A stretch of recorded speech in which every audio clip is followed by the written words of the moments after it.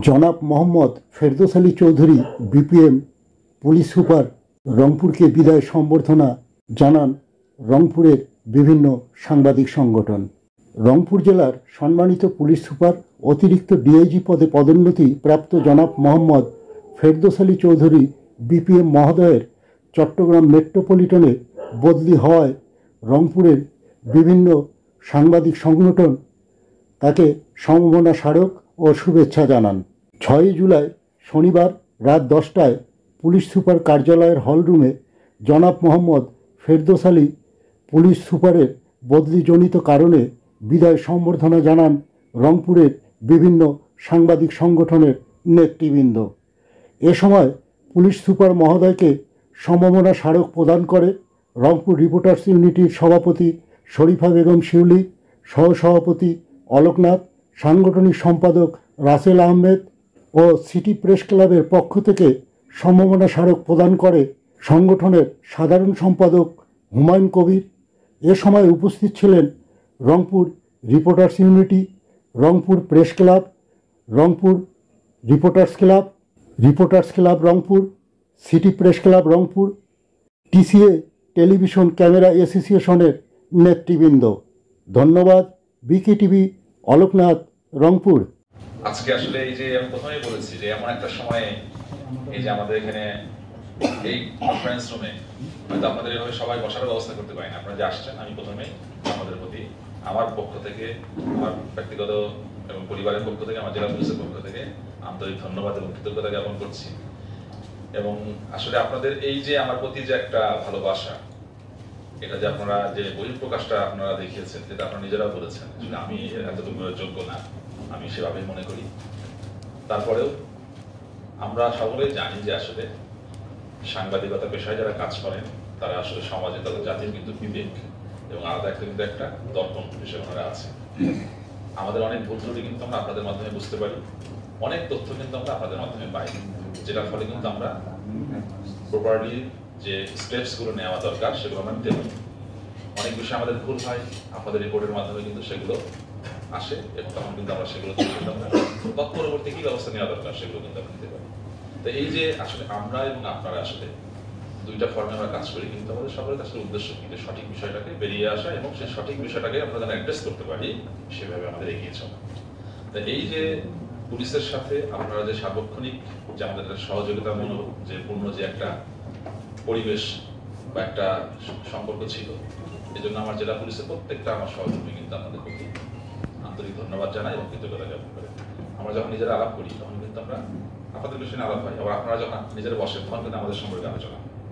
আমাদের মধ্যে আসলে এই যাবত এমন কোনো কিছু ঘটে নাই যার ফলে আসলে আমাদের যেটা আপনারা বলছেন যে কেউ কোনো ভুল করে থাকলে ক্ষমা করে দেওয়া, তো আমার এরকম কিছু ঘটে নাই।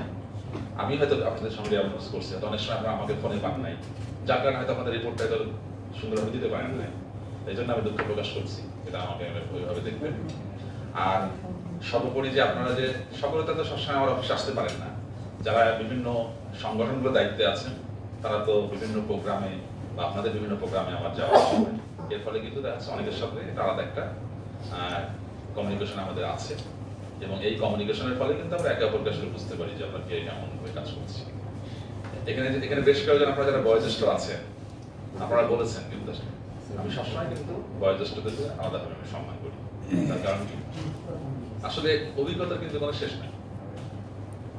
আপনারা অনেকে বলেছেন যে আপনারা এত বছর ধরে এই পেশায় আছেন, এই অভিজ্ঞতালব্ধ বিষয় কিন্তু অনেক বিষয়গুলো আমার জন্য কিন্তু একটা ভালো, আমার কাজ করার ক্ষেত্রে একটা ভালো একটা অবস্থান আমাকে এনে দিয়েছে।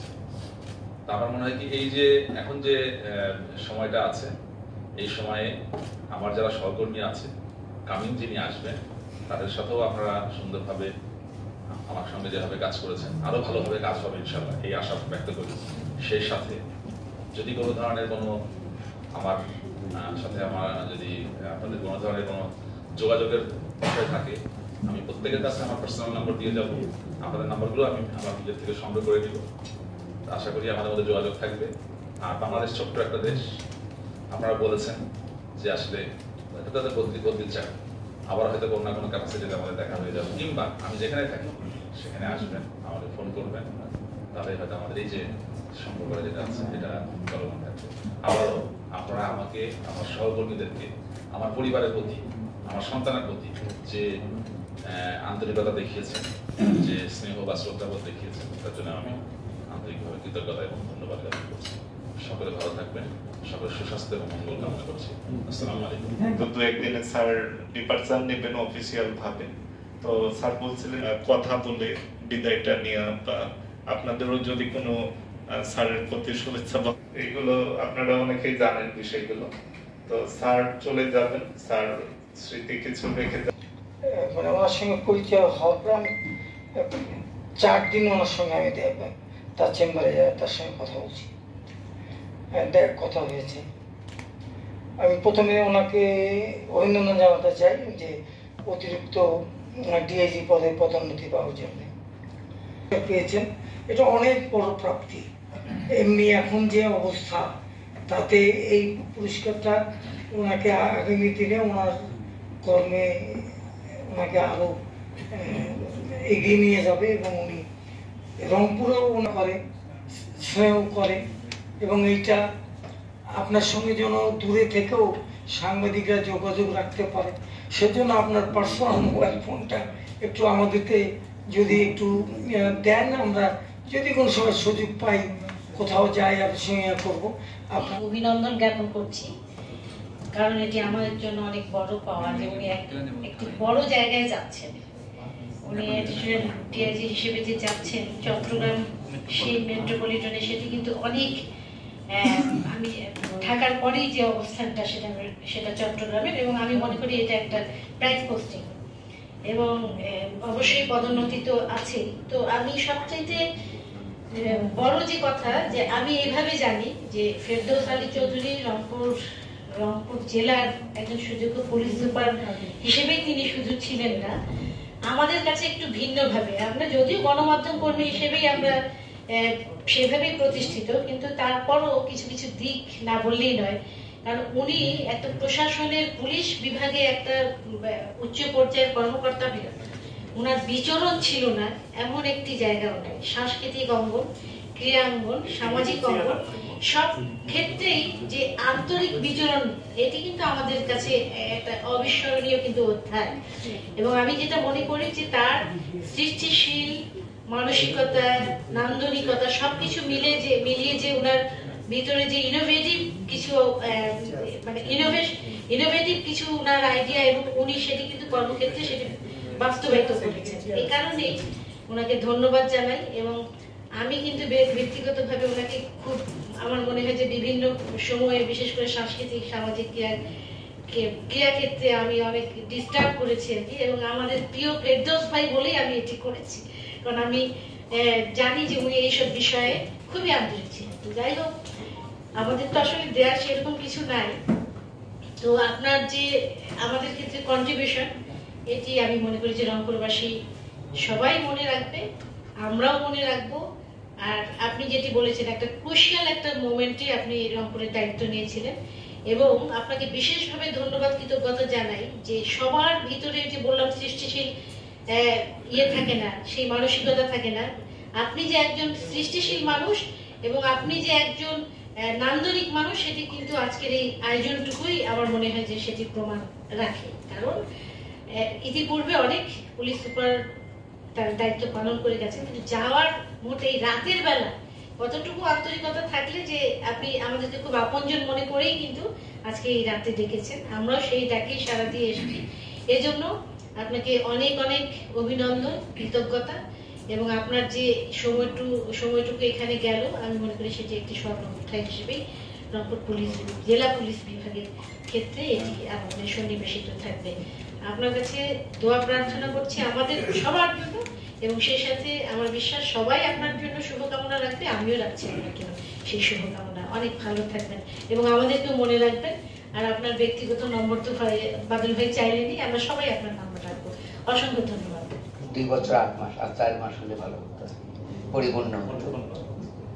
দেখ, আপনার পদোন্নতি হওয়ার কারণে মেট্রোপলিটন চট্টগ্রামে অতিরিক্ত পুলিশ কমিশনার দায়িত্ব নেবেন। যাই হোক, আপনি চট্টগ্রাম একটা বড় জায়গা, যেখানে ডিআইজি মহাশয় আছে, আমাদের রংপুর মেট্রোপলিটনের যিনি কমিশনার ছিলেন, একসঙ্গে কাজ করবেন হয়তো বা ডিআইজি আপনার কমিশনার। আমরা আসলে অনেক দিন আপনাদের সঙ্গে আপনার সঙ্গে কেটে দিয়েছি। ভুল বিরান্তি তো অবশ্যই হয়, কারণ আমরা সাংবাদিকতা করতে গেলে যেমন বাপ্পি ভাই বলল অনেক ডিস্টার্ব দিয়েছি রাত 12টা 1টা 2টায়। সেটি আসলে আপনারও যেমন দায়িত্ব ছিল, আমাদেরও এরকম দায়িত্ব ছিল। আমি রংপুর রিপোর্টার্স ক্লাবের পক্ষ থেকে আপনাকে অভিনন্দন জানাই। আপনাকে ভিন্ন ভিন্ন ভাবে এক একজন সম্বোধন করে বলেছেন, আর আপনি এমনি মুক্ত মনা সংস্কৃত মনা মানুষ, ভেতর বাইরে একই রকম। বিশেষ করে আপনি বাংলাদেশ বেতার রংপুর কেন্দ্রে যে জীবনের গল্প একটি অনুষ্ঠানে যে আপনি নিজেকে যে বিলিয়ে দিয়ে নিজের কথা যে এমন ভাবে প্রচার করেছেন, কোনো কথাই আপনি গোপন রাখেন। আমরা সাধারণত দেখেছি মানুষ একটি পর্যায়ে গেলে অনেক কথাই গোপন রাখেন। আপনি আপনার শৈশবকাল, কৈশোরকাল সবকিছুই, আপনার পারিবারিক কাঠামো, অবস্থান, অর্থনৈতিক অবস্থান, আপনার সংগ্রামী জীবন সবকিছু আপনি বলেছেন। এই বলার মধ্য দিয়ে আপনি দেখবেন কখনো যদি সুযোগ হয়, প্রায় 4.5 লক্ষ শ্রোতা সেই অনুষ্ঠানটি পরবর্তী সময়ে তারা দেখেছে। কম না কিন্তু, তার মানে কি আপনার কাছে 4.5 লক্ষ শ্রোতা, দেশ এবং দেশের বাইরের শ্রোতারা কিন্তু জানতে পেরেছে আপনার সম্পর্কে।